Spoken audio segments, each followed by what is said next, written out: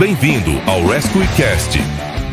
Aqui, debatemos os desafios enfrentados por resgatistas e socorristas dedicados, explorando suas experiências e destacando a importância vital de cada intervenção. Este é o Rescue Cast, onde a narrativa da coragem se encontra com a urgência da ação. Rescue Cast, criando espaços, salvando vidas.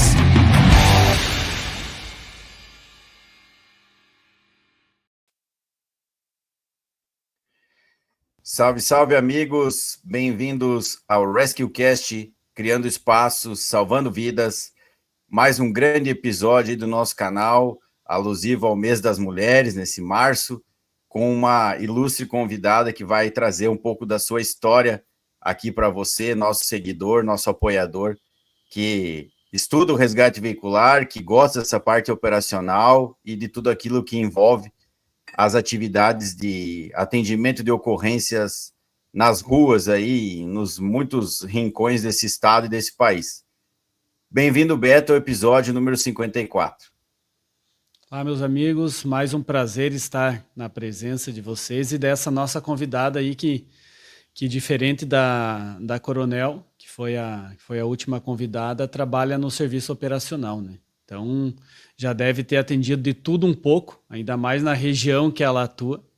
E com certeza vai ter bastante história para contar para nós aí. Isso aí, Beto. Obrigado. Bem-vindo, Geller, episódio 54, agora com luz na nossa segunda tentativa. Bem-vindo ao episódio. Viu? Mas, e aí, capitão, e aí, Beto? Se eu fizer a brincadeira de antes que não ficou gravado, acho que não vai ter graça, né? Não vai, pior que não vai. Não, acho que foi aquilo que pesou. Eu acho, né? Não dá nem para comemorar o título do Inter que cai a luz. Mas é brincadeira. Mas, viu? Octa é só o Inter, tá? Cara, não adianta. Mas é isso aí que o Beto falou, que o senhor falou, capitão. Essa pessoa de hoje aí traz um exemplo muito bacana, né? Não é superação, mas da capacidade realmente que todos têm, independente de gênero, de trabalhar em todos os lugares. Então isso e para nossos seguidores que vão assistir, tenho certeza absoluta que em cada fala dela vai aparecer ali, você consegue, você é capaz, né? E isso a gente consegue fazer juntos. Então vai ser uma história, tenho certeza, repleta de ensinamentos. Legal, galera. É isso aí. Antes da gente entrar mesmo no nosso episódio, vou fazer aquele tradicional agradecimento. Você vê aí na nossa tela muitos apoiadores que nós temos aí no Rescue Cast, que compraram a ideia conosco aí lá no início da jornada, e entendem a importância de debatermos alguns temas e de trazermos espaço aqui para que várias pessoas contem as suas histórias de superação, as suas histórias de desafios diários aí na atividade. E com certeza, né, como Beto e Geller já mencionaram, nossa convidada hoje tem sim também as muitas histórias de superação, e o mais interessante dessa nossa conversa de hoje é que alguém que já acabou virando tradição em Santa Catarina, começa como civil, atuando na instituição, e depois se torna militar, né? A ilustre convidada de hoje, né?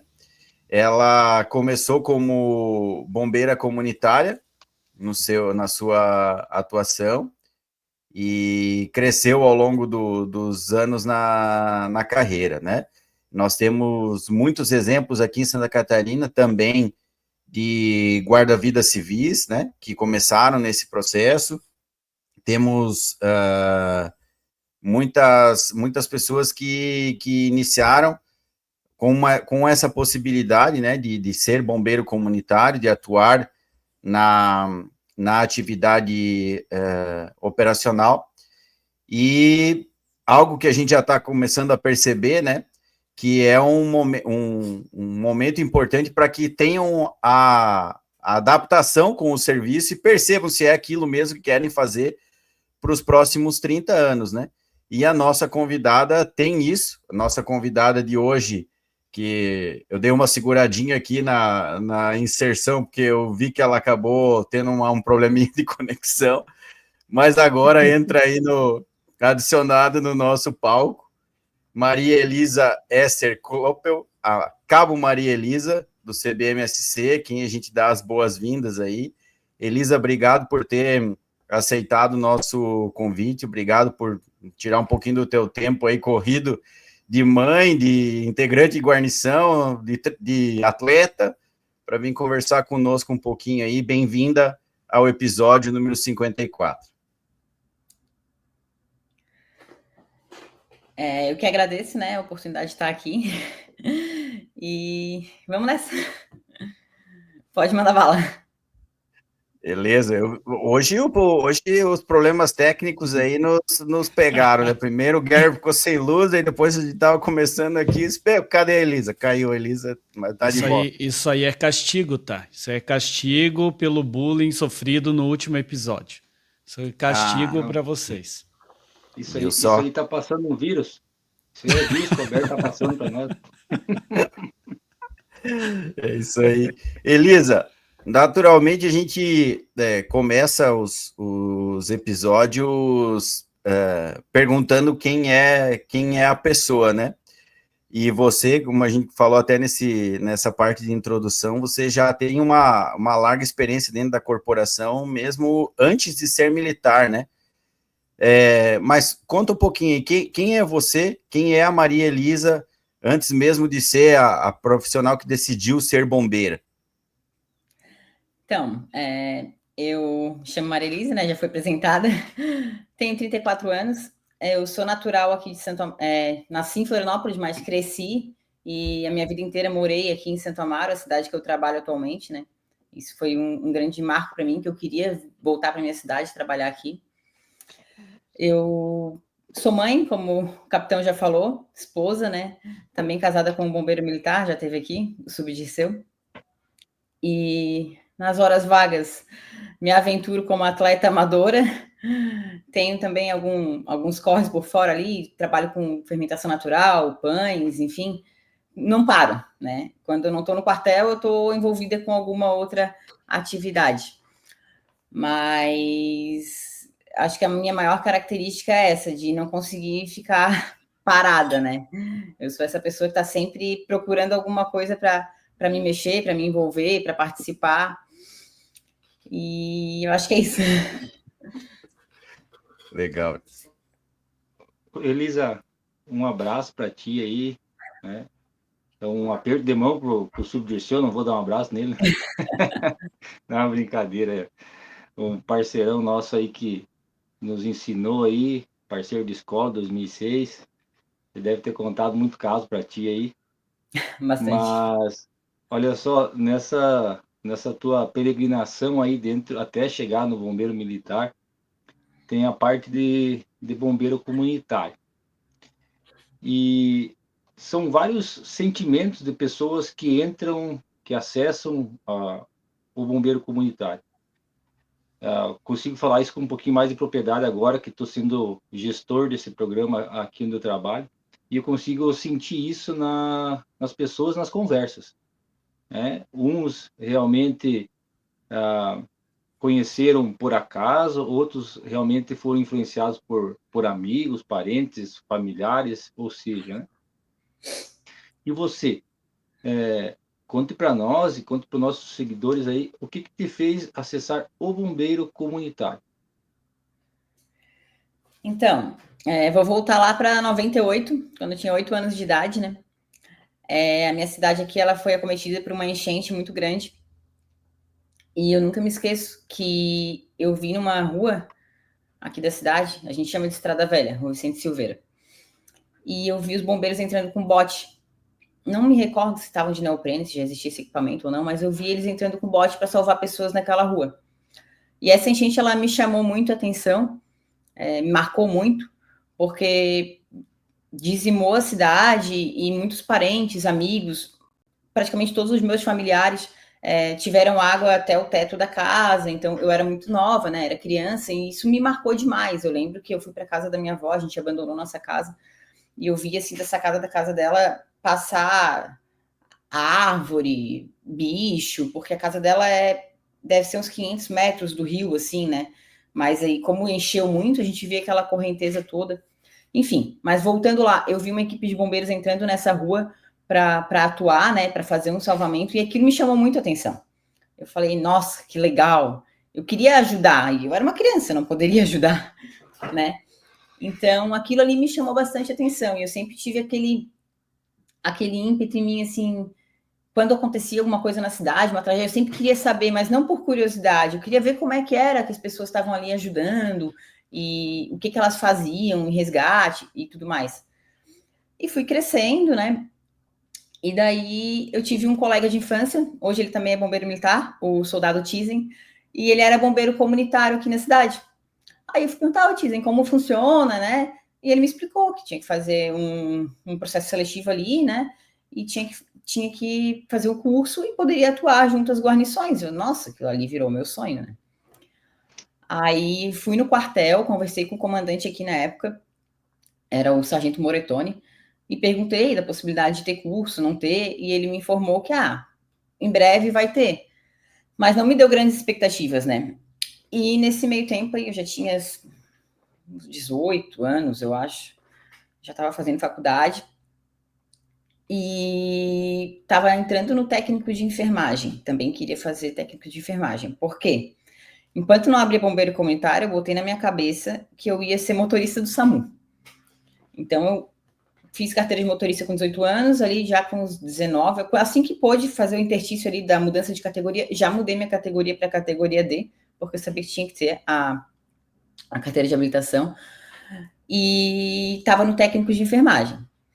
Na minha cabeça, na minha cultura aqui, né, passar em um concurso público como militar era algo muito distante, muito difícil, impossível, né? Então, eu nem passava pela minha cabeça. Eu queria ser BC, porque daí o curso de BC me traria conhecimento e eu ia trabalhar no SAMU e ia estar na área de atendimento à ocorrência, resgate e tudo mais, né? Então, foi isso que eu tinha em mente, né? Aí conversei com o Tizen, ele me explicou e tal. Fiquei de olho nos editais ali e surgiu lá em Florianópolis, no Estreito, uma turma de bombeiro comunitário. Fui fazer, na época era o primeiro curso nos moldes de SEBAI e CAE, né, curso básico e curso avançado de atendimento a emergências. E eu lembro que tinha um TAF para entrar. E eu não estava treinando, né? Eu sempre gostei, fiz academia, mas não estava treinando. E eu rodei no TAF, no abdominal remador. Aí fiquei triste e tal. Aí teve o segundo SEBAI, que eles iam fazer 2 SEBAIs e dali tirar os alunos para fazer o avançado, né? Teve o segundo SEBAI, eu fui lá e fiz, passei no TAF e entrei no curso de bombeiro comunitário, né? Então, eu fiz lá em Florianópolis, eu ia nas aulas lá terça, quinta, sábados, e estava sempre envolvido em tudo que era atividade extra que tinha. Esse curso, em específico, foi o primeiro nesses moldes. Eu não sei se eu já citei aqui. E ele durou de final de 2009, início de 2010, até 2013. Então, a gente fez o SEBAI, entrou no curso avançado, hoje é TEBAI e CBC, né? Lá era SEBAI e esse avançado na sequência. E entrou no avançado, e assim que terminou os módulos operacionais ali, a gente já caiu nos estágios. E concomitente a isso, eu fazia o técnico de enfermagem e trabalhava como radiooperadora no SAMU, já. Então, já estava meio que inserida no meio, né? Durante os estágios, eles duraram ali de 2011 até 2013, foi 2 anos. Até desenrolar como é que ia ser a formatura, como não ia ser, o curso ficou extenso. Então, eu fiz as horas obrigatórias ali rapidinho e não queria me desvincular disso. Então, eu continuei fazendo mais horas. Então, na época, eu tirava, era a escala 24-48, eu fazia 24-48 quando não batia com a minha escala no SAMU ou com o meu curso, eu estava sempre no quartel, lá no Bombeiro Central, né? Então, ali eu já comecei a me inserir no meio. E eu queria muito. não sei se já posso emendar aqui, mas lá no quartel do Bombeiro do Centro, o pessoal começou a me incentivar, não, faz o concurso, quando abrir tu faz. Daí eu ainda falei assim, mas eu não tô treinando natação. Mas eu sabia nadar, sempre me virei, né? Passei, todo verão eu passava na praia, não tinha medo de mar, não tinha medo de nada. E, então vou voltar a nadar, pensei comigo.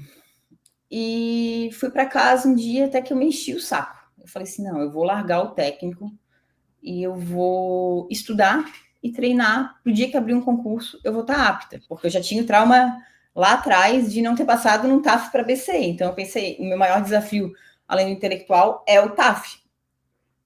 Então eu parei minha vida, eu só trabalhava, tirava os estágios no Bombeiro Central e estudava e treinava. E foi a decisão mais acertada, porque não deu 20 dias de eu largar o meu curso técnico e eu larguei faltando meio semestre para finalizar.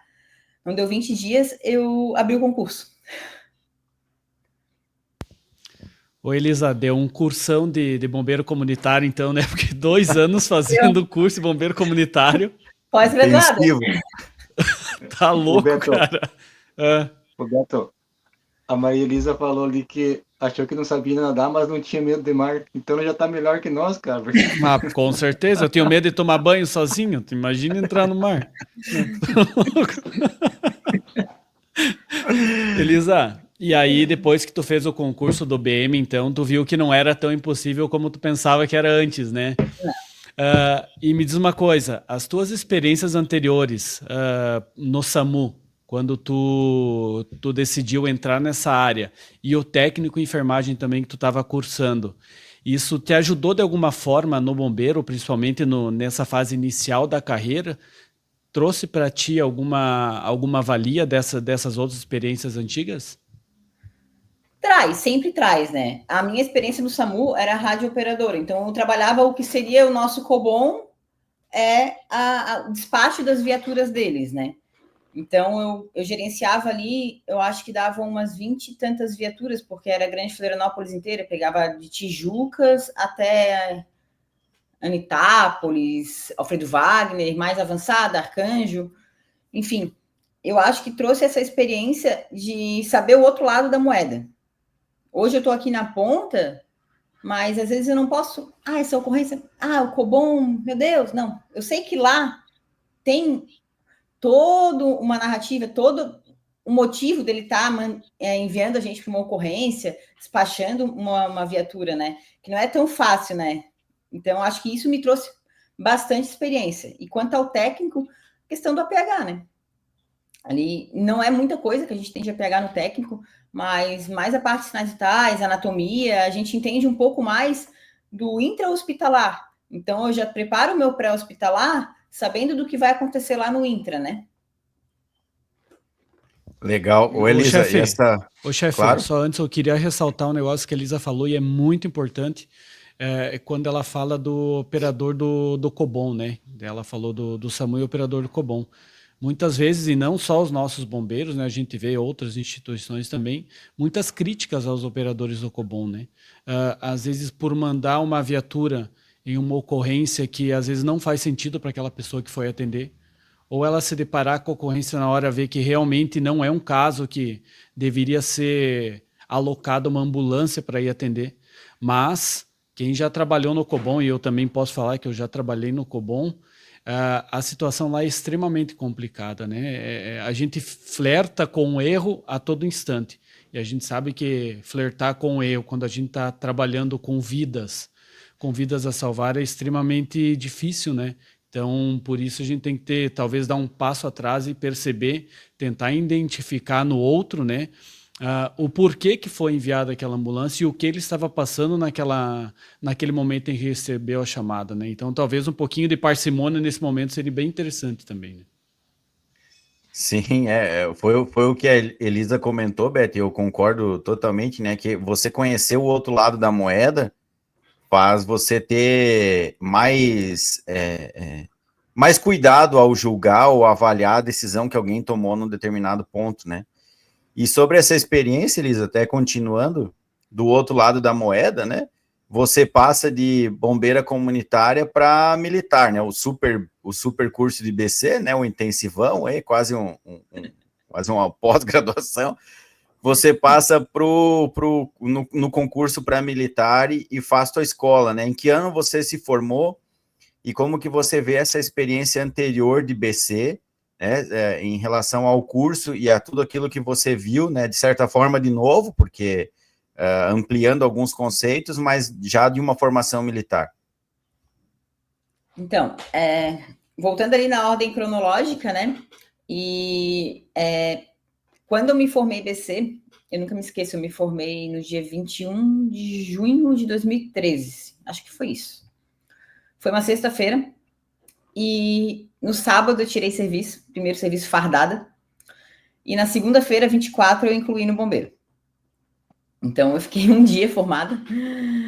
E o que eu trago, assim, que eu achei que influenciou na minha formação, né?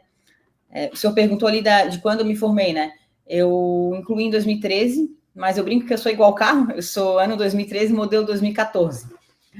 Porque a gente ficou NQ, né? Na época que eu incluí. Hoje eu acho que já está meio que automático. Quando tem vagas sobressalentes de um sexo, ali, masculinos, por exemplo, que é o que mais acontece, eles já incluem as femininas remanescentes, né? E nessa época não tinha isso. E nesse concurso de 2013, que eu me lembro, os homens não preencheram todas as vagas. Todos os homens aptos não preencheram, que foram até o final do certame, né? E ficaram 5 femininas de fora. Eu e mais 4. E então demorou um tempinho ali. A gente solicitou administrativamente, aí teve que, se eu não me engano, foi para a PGE e mais algum órgão para ver a legalidade dessa inclusão. E a gente foi inclusa no CBMSC depois de um mês que o curso de 2013 já estava em andamento. Então, a gente ficou NQ. Então, trabalhei no comando geral, trabalhei na ajudância e um pouco auxiliando CCS também. Então, trabalhei de 2013 a 2014 e a minha escola foi em 2014. Quanto à experiência de BC para escola de soldado, eu, sinceramente, eu acho que a experiência, a carga de conhecimento, ela é bem válida, mas eu acho que entrar cru é um pouco melhor, porque a gente acaba entrando com barda, achando que sabe tudo, isso aí é assim mesmo, depois não. E eu acho que isso gera um pouco de, como é que eu posso dizer? Com os pares, gera um pouco um sinal de boçalidade, talvez, algo do tipo, mas não é por maldade, né? É porque a gente já está inserido no meio.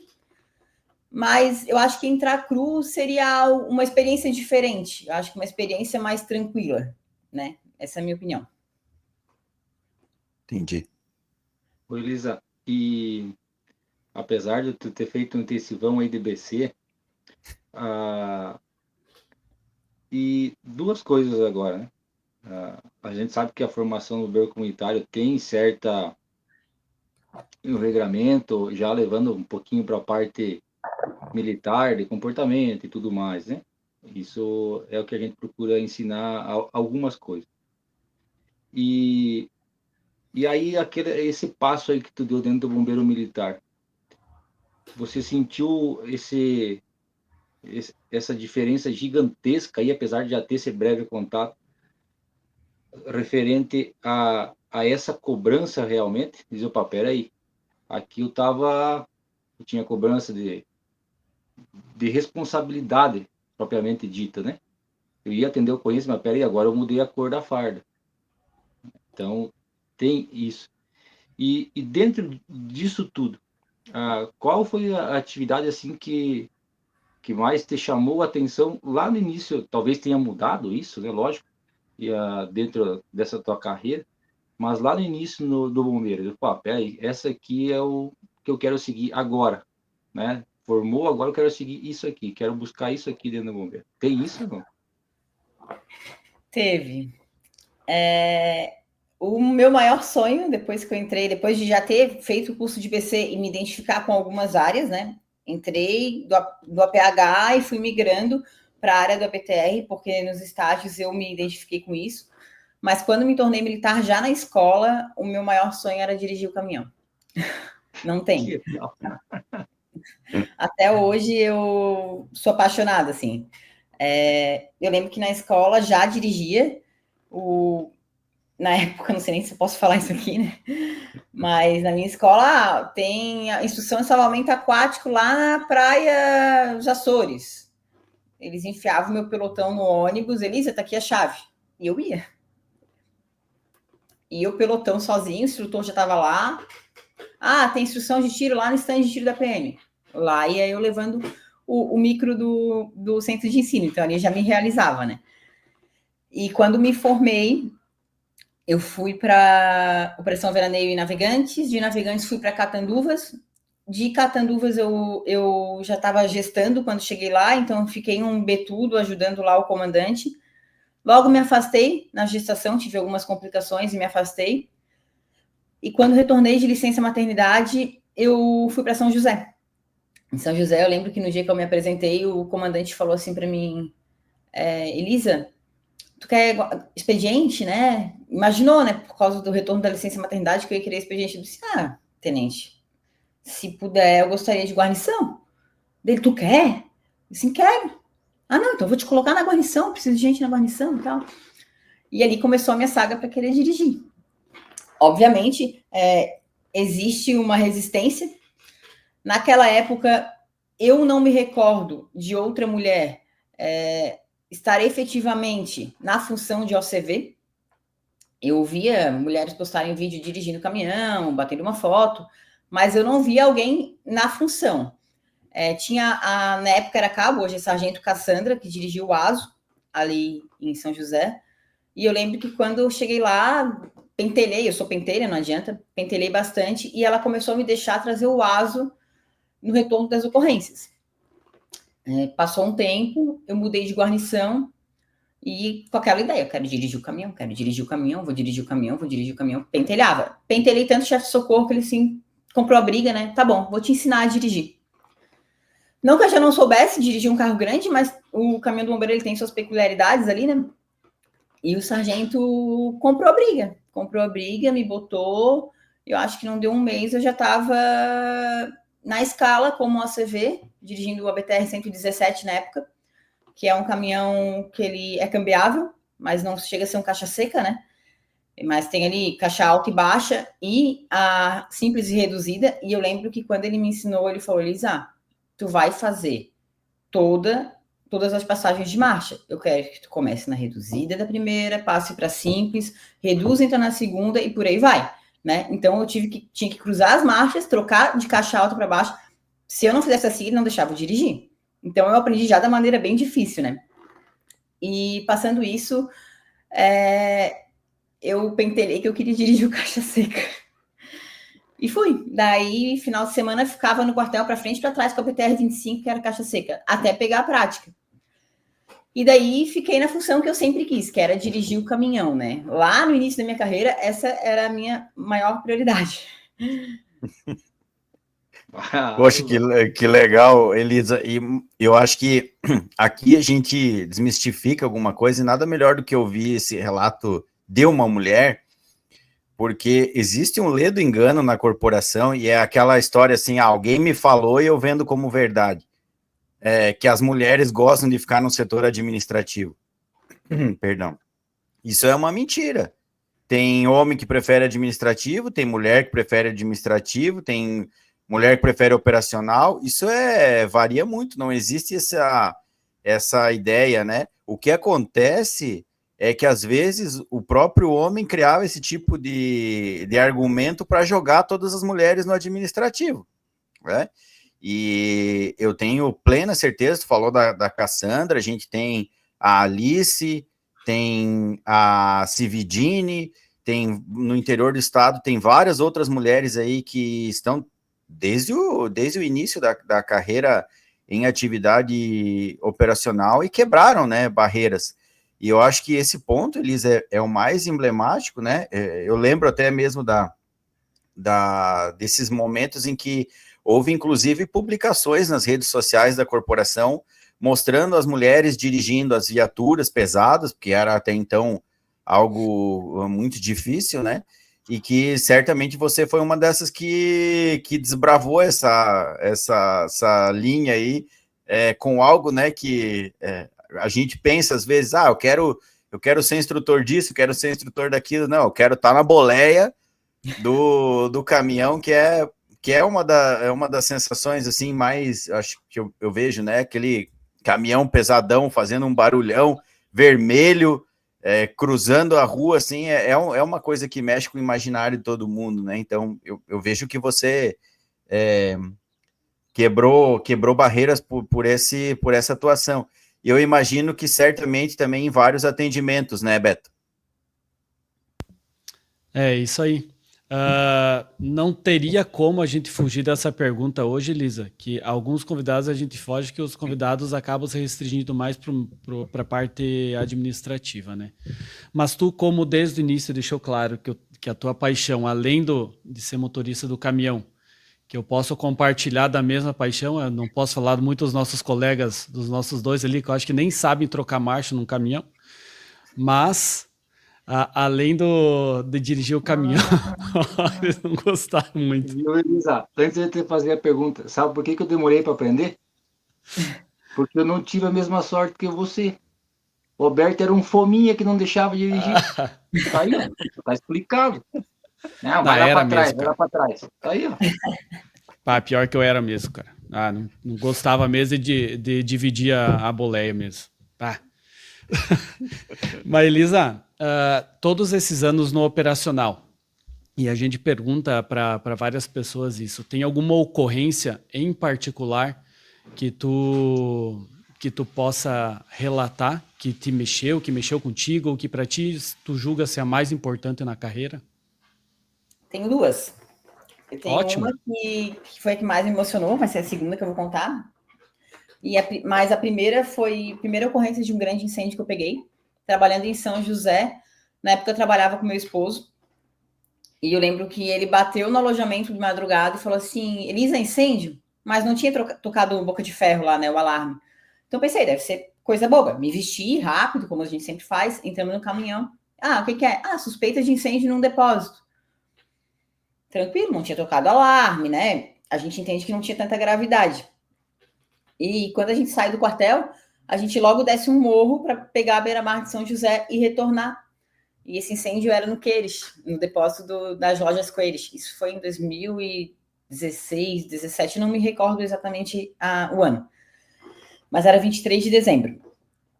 E quando a gente desceu essa rua, que eu olhei para a esquerda, assim, que eu vi aquela coluna de noite, uma coluna de fumaça gigantesca, eu assim, desculpa a expressão, ferrou, e ali eu vi que a coisa era grande, né? A gente era acostumado a pegar residência, entulho, mas não um incêndio tão grande, né? E nesse incêndio a gente entrou nele, foi o primeiro incêndio que eu pude ver na prática tudo aquilo que a gente aprende na teoria e no curso, né? Plano neutro, desenvolvimento do fogo e tudo mais, e foi uma aula para mim, porque o Dirceu, enquanto a gente combatia, ele falava, tá vendo isso daqui, ó, esse aqui é o desenvolvimento do fogo, isso aqui são os gases, e foi uma aula, assim, enorme, e foi um incêndio grande, teve muita entrada de oxigênio, porque eram portas grandes que tinham e foram abertas, e esse incêndio, ele foi tomando uma proporção que a gente teve que recuar em um certo momento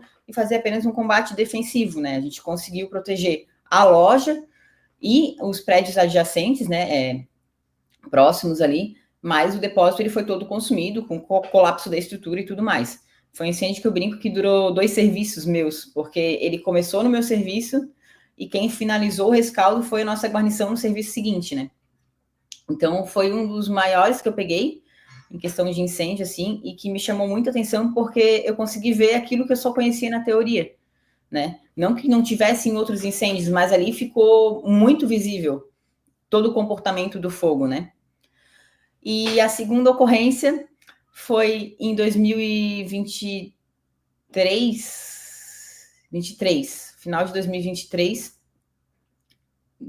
agora não me recordo, sou terrível com data, que foi a enchente que a gente teve aqui já, eu já trabalhando em Santo Amaro, que chega até a me arrepiar, porque eu me vi entrando com o bote na tal rua que quando eu tinha 8 anos eu vi os bombeiros entrando, né, na Estrada Velha, lá na Vicente Silveira, para fazer resgates, né. Nesse dia em específico eu não estava de serviço, eu estava em casa, estava fazendo minhas entregas da padaria, quando meu esposo me liga e fala: Elisa, busca o Heitor na... Não me ligou, mandou uma mensagem, busca o Heitor na aula. Isso era 2 da tarde, o Heitor estuda de tarde. E eu vi a mensagem, mas eu estava sem sinal na rua. Então, quando eu peguei um Wi-Fi em algum local de entrega, foi que chegou a mensagem para mim. Então, eu corri para o colégio dele para pegar. Quando eu cheguei lá, a professora assim: não, o Heitor já saiu, o teu esposo já levou ele. Aí eu corri para o quartel, ele estava aqui com meu marido. Eu peguei ele, levei para casa e liguei para minha sogra. Sogra, a senhora consegue vir aqui em casa ficar com o Heitor porque eu vou para o quartel. Aquilo me chamava, sabe? E daí eu vim para o quartel e pentelhando, né? Sempre, não, vou te ajudar, eu vou ajudar, vamos fazer alguma coisa, vamos, o que precisar, a gente tá aí. Então vim, isso era umas 5 da tarde já, até minha sogra chegar e tudo mais. Vim para o quartel e a chuva apertando e já tinha, que a gente tem um sistema aqui na cidade, na igreja, que ele anuncia os óbitos, né? Cidade pequena. E foi usado esse sistema de alto-falante, que avisa a cidade inteira, para avisar para as pessoas fecharem os comércios e procurarem locais seguros. Então, isso causou um pânico enorme na cidade.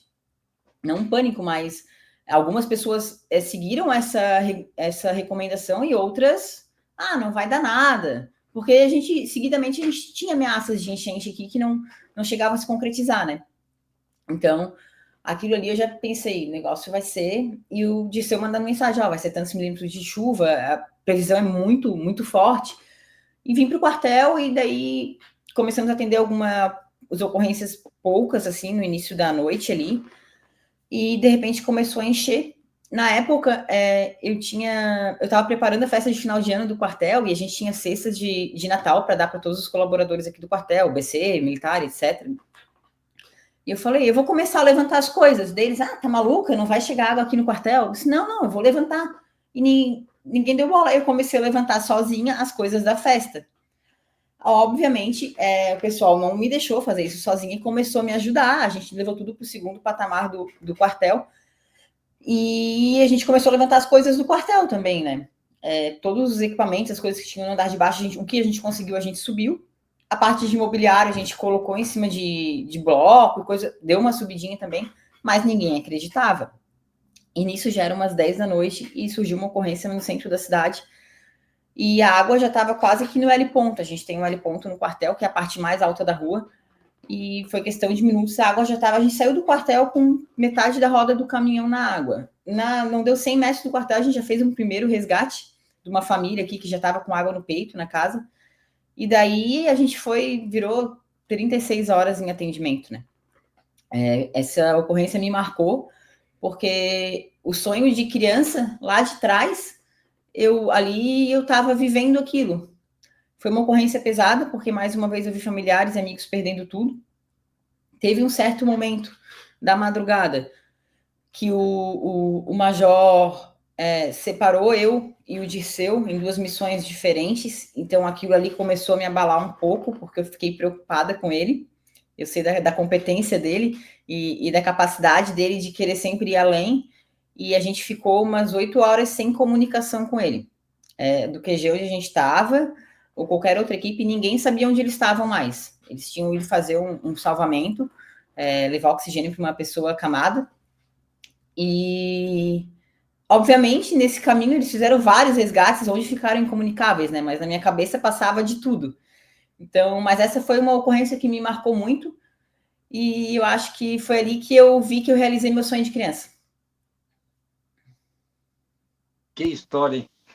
Eu arrepiei aqui. Que história, cara, é de arrepiar. Verdade. É de arrepiar, de arrepiar. Isso mesmo. Não vou dizer que esqueci, mas vagou aqui por causa dessa história aí, Maria Elisa. Meus parabéns mesmo, realmente. E isso lá antes de, lógico, a gente já se conhece, mas antes de conhecer a sua história e sabendo da pessoa que a senhora é e também de quem está ao seu lado, né? Do meu irmão Subdirceu. a gente saberia que ia ser um espetáculo conhecer as suas passagens, aí, a sua carreira. Mas dentro disso tudo, Maria Elisa, tem uma outra interrogação. Porque você trilhou todo esse caminho aí, vamos lá, técnico de enfermagem, SAMU, bombeiro comunitária, soldado, enfim, agora é cabo, mas... E no momento que você assumiu um papel que tem pouca preparação dentro de uma escola, tanto de bombeiro comunitário, lógico, como de militar, para quem acessa ela como praça, que é a parte de comando. Eu sei que tu tem uma figura que é um dos melhores que eu conheço, né, na gestão de comando, realmente. Não é porque ele é meu colega, meu amigo, meu irmão, mas falando profissionalmente. E quando você se deparou com essa situação, opa, agora eu sou chefe de socorro. Eu tenho, desculpa se eu errar a realidade, aí 3, 4, 5 pessoas ao meu comando. Como que bateu isso no teu coração? Dizer, opa, peraí, agora essas pessoas aqui eu tenho responsabilidade de segurança, de orientação, de botar elas no caminho certo, de indicar elas no caminho certo. Como que bateu isso aí no teu coração e no teu cérebro acelerado aí? Bateu não, ainda bate, né? Bate bastante. É um peso bem grande. Aqui em Santo Amaro, a gente trabalha em 3 elementos na guarnição. Então, trabalha um militar e 2 BCs. Mas eu costumo dizer que eu não trabalho com BCs, eu trabalho com outros bombeiros. Porque lá, quando eu era BC, eu trabalhava numa guarnição de 4 militares no caminhão e eu era o 5º elemento. Vamos dizer, aspas, a gente era meio que café com leite na época, né? Lá em 2011, 12. E hoje não. Hoje aqui eu tenho que treinar e orientar eles para serem outro bombeiro, independente de cor de farda ou de maneira que incluiu na corporação, né? Porque a minha vida depende deles também, não é só a deles, não é só, eu não tenho responsabilidade só pela vida deles. Eu brinco que a gente tem uma responsabilidade mútua entre nós 3 de cuidar um do outro, né? Então eu sempre tenho essa conversa com eles, mas é óbvio que ainda bate na minha cabeça que lá no fundinho a responsabilidade de toda a operação é minha, né? Sempre minha. Pesa. Eu vou dizer que praticamente cada ocorrência é como se fosse a primeira. Eu vou com aquele friozinho na barriga, meu Deus, e agora é isso? E só que é algo que é automático, chega na ocorrência, parece que isso some, a adrenalina faz com que o negócio flua, sabe? Muitas vezes eu tenho uma ocorrência, ocorrência disso, disso, disso. Aí eu vou mentalmente na cabeça o que eu vou fazer. E já vou falando com a guarnição, chega lá no local, tu monta a linha, você faz tal coisa, já deixo claro durante o deslocamento com eles o que tem que ser feito, para a gente poder desenrolar da melhor maneira. Claro que quando a gente chega, a situação é diferente do chamado, na maioria das vezes, né? Não é exatamente quando cada ocorrência tem sua peculiaridade, mas eu tento sempre ter uma interação com eles para que eu sei que a responsabilidade é minha, mas que o serviço flua de maneira mais tranquila, tanto para mim quanto para eles, e para passar essa segurança para eles, né? Mas eu acho que o principal os 3 se tratarem de igual para igual dentro da guarnição. Isso passa tranquilidade tanto para eles quanto para mim. Poxa, que legal, Elisa. Algumas coisas que eu volto a dizer, né? O mais rico do nosso canal é essa possibilidade de ampliar e conhecer aquelas pessoas que estão do nosso lado aí, em várias missões, e a gente não tem tempo durante a rotina para conseguir interagir e conhecer, né? E uma das coisas, Elisa, aí que ficou notória entre 2023 e 2024, em que nós fizemos os cursos de resgate veicular do CFP, o curso de formação de praças, na OBM de Santo Amaro, OBM comandado até então pelo Subdirceu, e que você estava lá como integrante de guarnição, mas fazendo um papel de faz tudo, né? Que é quem hoje também, né, nessa parte de B5, a parte de comunicação social, é um dos quartéis que mais produziu material junto com Chapecó, a gente sabe disso, né? A Maria Elisa e o Duan, que a gente já mandou um abraço para ele em Chapecó, são pessoas extremamente ativas, né? E a rede social de vocês, isso é muito mérito teu em relação a essa possibilidade de engajamento, a visão do que uma pessoa externa gostaria de ver do bombeiro, né? Mas o que eu queria te perguntar, Elisa, é o seguinte, né? Como que foi esse período que agora, né, o nosso amigo Subdirceu deixou o comando da OBM, eu estava precisando dar uma desacelerada também, né? Eu corroboro com o Geller. Dirceu é uma pessoa incomparável em relação à determinação, a gente dá para ver como vocês dois são assim, né? E isso, como os dois são assim, isso tem um determinado peso em relação à rotina de ajuste de quartel, um está na guarnição, o outro comanda. Como que foi esse período, Elisa, em que você se viu, além de integrante da guarnição, né, componente de chefe de socorro, mas também como esse braço direito na parte de apoio da gestão do quartel? Eu acho que a palavra-chave aí é cobrança. Porque a visão de quem tem de fora era de que talvez tivesse privilégio, algo do tipo, mas não. Eu era muito mais cobrada que outras pessoas, que o restante, talvez, porque aquela coisa de você é minha esposa, você não pode deixar furo, você tem que ser certinha, entendeu? E eu sempre vou dar meu 110% no meu trabalho, né? Mas tinha uma cobrança maior, né? Ao mesmo tempo que eu estava do lado dele, e às vezes eu dava alguns conselhos, né? Na maioria das vezes vocês conhecem, ele não vai aceitar, mas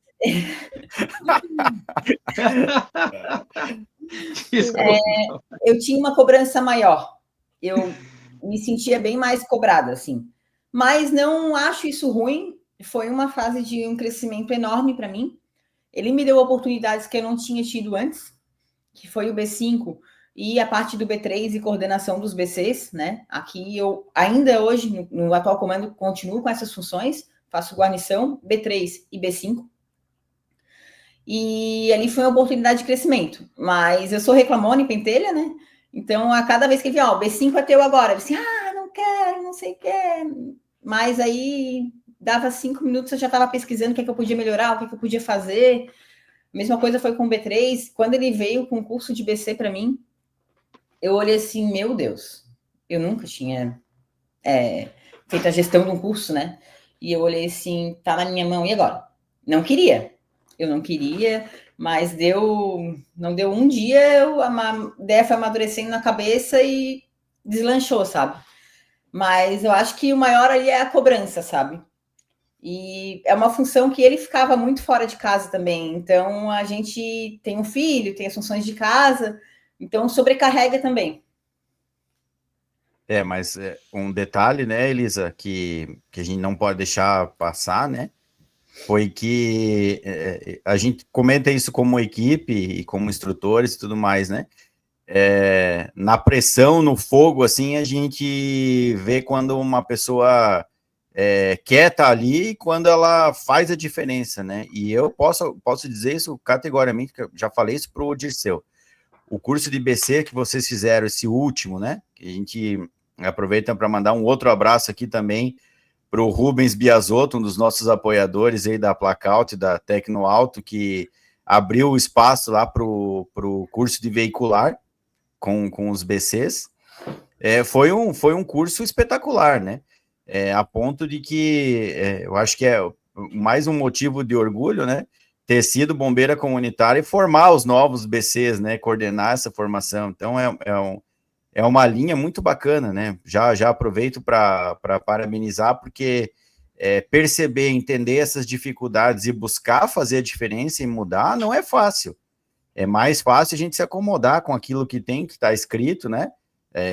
Eu jogo com o regulamento embaixo do braço, vou lá, faço um curso, vamos dizer assim, médio, né?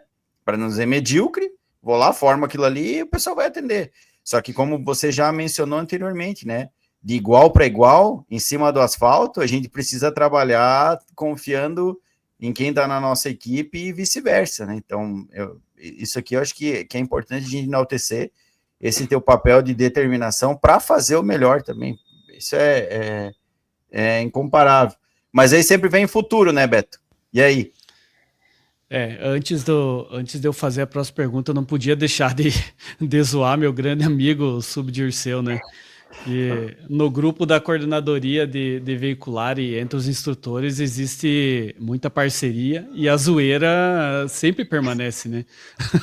A quinta série acaba não saindo das Nunca. Conversas, né?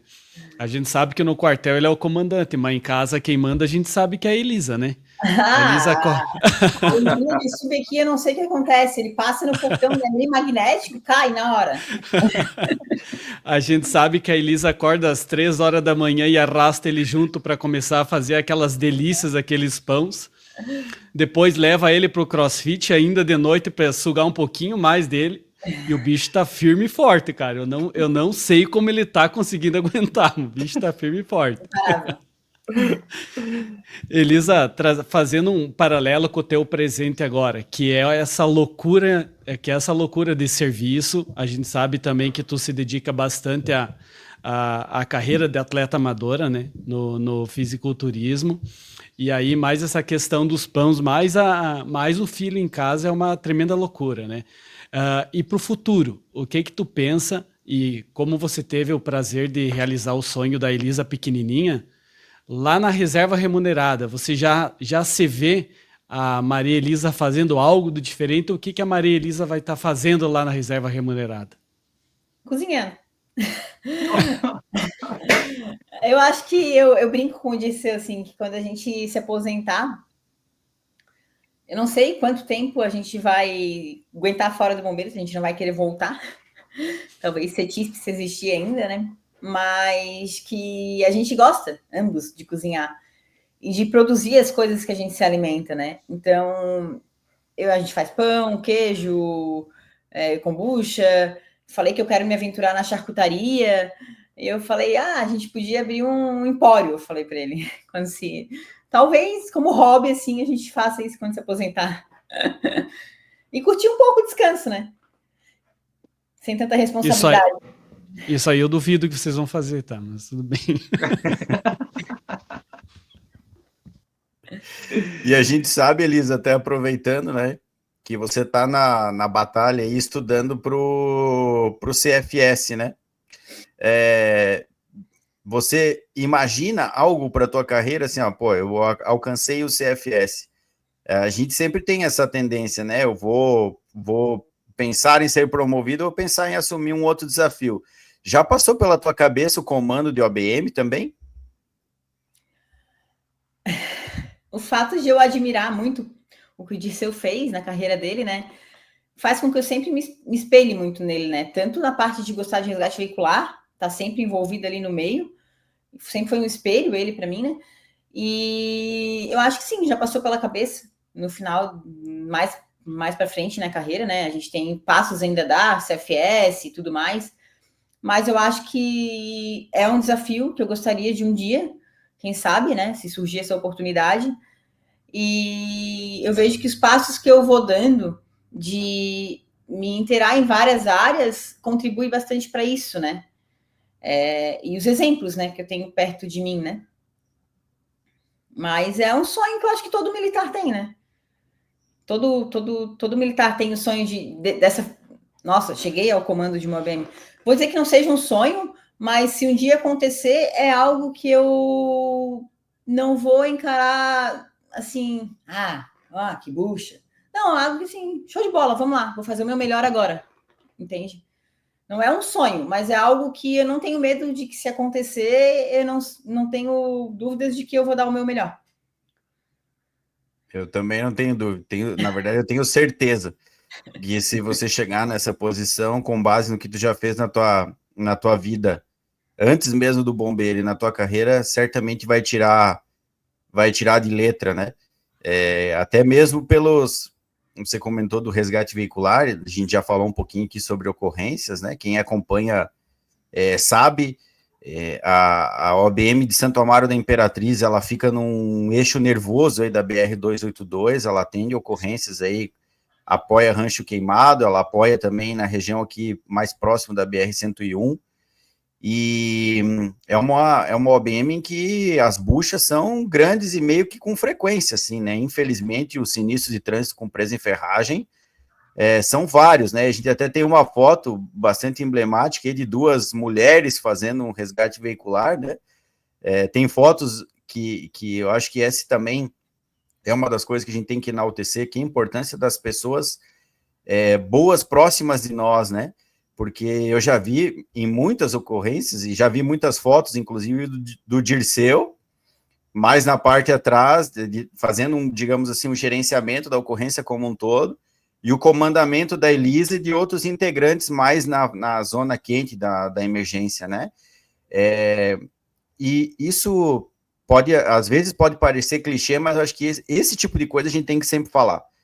São as boas pessoas e os bons exemplos que a gente tem perto de nós que nos fazem enxergar como uma luz, enxergar um farol e dizer, olha, é para lá que eu quero ir, é nessa direção, eu consigo ter amparo, eu consigo ter apoio, e a gente já gravou esse episódio com o Dirceu, né, ele já esteve aqui dizendo sobre isso, da importância que os desafios tiveram na vida dele, dessas provações, mas a importância das pessoas que estiveram próximo. Então, o Dirceu serviu de uma maneira espetacular para outras pessoas, assim como você também Elisa. Então, eu não tenho dúvidas, né, indo já para o nosso final aí do episódio, eu não tenho dúvidas de que você é um exemplo, sim, para quem está próximo aí de ti, e agora com o episódio passa também a ter esse exemplo aí, que é a coisa mais rica do nosso canal, de poder fazer com que reverbere em outras regiões aí, e também motive aquela bombeira comunitária, né, aquela menina nova ainda que não acessou, não sabe como entrar, de fazer parte dessa grande loucura que é ser bombeiro, mas é uma das coisas mais realizadoras, né? Então, Elisa, meus parabéns. Eu vou passar para o Beto aí para fazer as suas considerações finais aí, já quase uma hora de conversa, uma conversa gostosa, emocionante aí, mas infelizmente a gente tem que caminhar para o nosso fim. Pô, a gente não viu o tempo passar, né? Porque foi bom demais. Elisa, a gente já te conhecia e por consequência, pelo Subdirceu, eu mais propriamente, mas foi um prazer imenso ouvir tu falar e ouvir os relatos da tua história. Porque quando a gente sabe que do lado de um homem forte sempre vai ter uma mulher mais forte ainda, né? E a gente vê o motivo do Subdirceu ser tão forte, ser tão resiliente no dia a dia, que eu tenho certeza que tu faz um papel fundamental na vida dele e ele na tua. Então, hoje enaltecer você, a gente já conversou, já enalteceu bastante, daqui a pouco o bicho já tá insuflado, assim. Mas te enaltecer pela pessoa que tu é, pelo trabalho que tu desenvolve, tá? Meus parabéns. E eu tenho certeza que o progresso na carreira e o sucesso vai ser inevitável quando vem numa pessoa assim como você, tá? Show de bola, Beto. Geller? Maria Elisa, de coração mesmo, muito obrigado por partilhar a sua história inspiradora. Realmente são poucas pessoas nesse mundão nosso aí que tem tanta coisa positiva para falar, né? De esforço, de dedicação, de correr atrás dos sonhos. Isso talvez para as nossas crianças hoje, isso tenha se perdido um pouco nesse mundo maluco aí de internet, de celular e tudo, de inteligência artificial. Talvez as crianças tenham perdido um pouco desse sonho que, vou dizer assim, só uma pessoa, lógico, né, que proporcionou isso. Não tô, lógico, teu esforço, isso é inevitável, mas de um ser que é o nosso Deus que permitiu você realizar esse sonho aí. Mas ele não acaba, né? Você realizou um e a vida continua. Mas da tua pessoa eu tenho certeza que sempre vai ter esse esforço aí, apesar de já ter realizado, mas esse esforço vai continuar. Ele não acabou lá em 2023. Por toda a sua vida aí, ele vai continuar. E olha só, nas conversas aí, a gente é um dos que ajuda o capitão, o coronel Bruno, subdirceu, a elencar pessoas que têm um perfil e pela sua dedicação e por tudo que constrói, a estarem convidadas para o curso de instrutor de veicular. E aqui na nossa conversa, antes de tudo isso, eu falei, capitão, eu acho que nós temos aí uma pessoa que pode estar contribuindo junto com nós para o crescimento ainda mais do resgate veicular. Então, da minha parte, não sei se eu tenho moral para isso, mas se pedirem, eu vou com certeza indicar teu nome. Tá? Porque... e não por você simplesmente ter contado a sua história. Isso, boa parte a gente já sabia, pelo que o Sub falou, mas realmente porque a corporação precisa mais de pessoas como você. E nós tendo essa oportunidade de puxar você para o resgate, nós vamos puxar. Aí, próximo desafio. Então, é verdade. Então, muito, muito, muito obrigado mesmo. E um grande abraço e parabéns. É isso aí, galera. Com tantas coisas que a Elisa já fez, pode ser também muito possível ser a primeira bombeira a ser instrutora de resgate veicular em Santa Catarina, né? É o que a gente já comentou várias vezes, né? Capacidade técnica tem, atende ocorrências, né? Não, se você não quiser confiar no que a gente está falando, é só você entrar aí, cbmsc.santoamaro, entra aí no Instagram para vocês verem imagens e vídeos de atendimento que você vai perceber do que a gente está falando em relação à qualidade, mas principalmente porque todos nós concordamos, e quando a gente faz as escolhas dos convidados, Elisa, não é por acaso, tá? São pessoas que a gente sabe que têm uma história, que trilharam um caminho com muita determinação, com profissionalismo, e que são apaixonadas pelo que fazem. Então, a gente percebe o quanto ainda, né? Porque a gente pode dizer que isso pode se perder em algum determinado momento. Eu fui BC, agora eu sou militar, meu sonho foi alcançado. Não, a gente percebe o quanto você se emociona e o quanto você vibra com cada uma das ações que são feitas dentro da corporação, e realmente você é um grande exemplo, uma pessoa que precisa estar também em outros lugares para conseguir motivar as pessoas e conseguir inspirar, como você fez aqui contando a tua história no nosso episódio. Então, Elisa, muito obrigado por ter aceitado o nosso convite e principalmente parabéns pela tua história e que Deus continue iluminando a tua trajetória de carreira, tua vida pessoal, todos os teus objetivos, que nenhuma barreira no caminho seja um limitador para você alcançar os teus sonhos. Eu queria agradecer aos senhores, né, pela oportunidade de estar aqui. Quando o capitão me procurou, eu dei aquela gelada, assim, o que eu vou falar, né? Aí troquei um pouco a ideia ali com ele, disse, conta a tua vida, tua história, e foi fluindo um pouco mais, assim, na minha cabeça o que eu iria falar, né? E foi uma oportunidade muito legal, gostei bastante dessa conversa. Então, agradecer ao capitão Lazarim pelo convite, o Beto, o Geller. O Geller tocou em algo ali que é um sonho meu, participar do curso de instrutor. Isso é algo que eu já tinha, assim, quietinho lá dentro, né, esperando uma oportunidade surgir. Então, quem sabe seja o próximo desafio, que eu não consigo ficar parada, sempre tem que ter alguma coisa para eu me desafiar. E queria deixar uma mensagem para as mulheres, né, que sejam perseverantes, sejam insistentes nos sonhos, nas coisas que querem conquistar, né?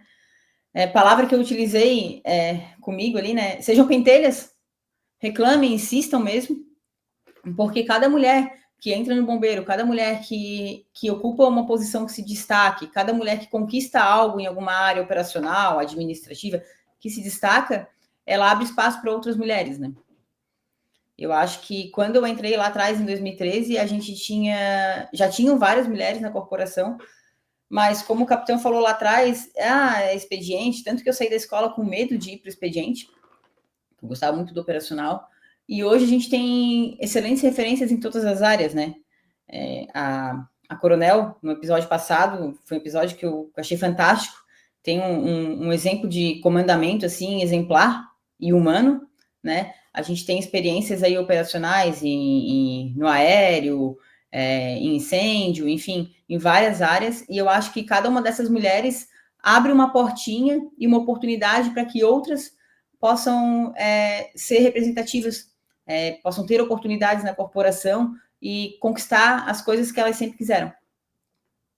Eu acho que é isso. Legal, Elisa. Com certeza. Fechou com chave de ouro, né? E só uma curiosidade, né? Que às vezes isso passa pela nossa cabeça. Eu vou falar particularmente assim, porque às vezes nem todo mundo quer encarar dessa forma, né? Mas quando a gente começou a conversar com a Elisa, a primeira pergunta que ela me disse assim, mas eu vou contar o quê? Vocês falam só do resgate veicular, eu vou contar o quê? Da minha história. E a gente sabe disso, né? Conversa sempre com o Dirceu, o Beto, o Geller é assim, e a Elisa não foi diferente, né? Mas o que fica disso tudo? A gente tem que sempre ser o nosso maior fã. E aí, Elisa, você vê, talvez poderia ter ficado adormecida, ou ficado várias histórias dessas aí, passado batido do conhecimento só de quem está próximo, sem um espaço. E a briga por esse espaço é o que você acabou de dizer, é de pentelhar, é de ir para cima, mas não só de reclamar, é de dizer o que precisa ser feito e ir lá e mostrar o que tem que ser feito. Então, esse é um grande detalhe que aí vale para homens e mulheres. Só reclamar não adianta absolutamente nada. Só que quando a gente tem a oportunidade de poder reclamar e fazer, que é o que você fez durante toda a tua carreira, de fazer as coisas melhor, com exemplos ou não, às vezes com exemplos que não eram tão bons, mas que você tirou de lição para melhorar, é isso que faz a diferença, né? E que a gente possa continuar criando espaços para salvar vidas e para se desenvolver, mas sempre tendo aquilo, né, que nos é mais importante, que é nós sermos os fãs de nós mesmos e das nossas histórias, né? Então, Elisa, você tinha muito para dizer, falou, e a gente agradece aí pelo episódio número 54. Obrigado, Elisa, obrigado, Beto, obrigado, Geller, obrigado a todos vocês que acompanharam mais essa história aí de uma grande mulher do CBMSC, Cabo Maria Elisa. Nós certamente nos veremos em breve com outras grandes histórias aqui do Rescue Cast, criando espaços, salvando vidas. Até mais, meus amigos. Valeu.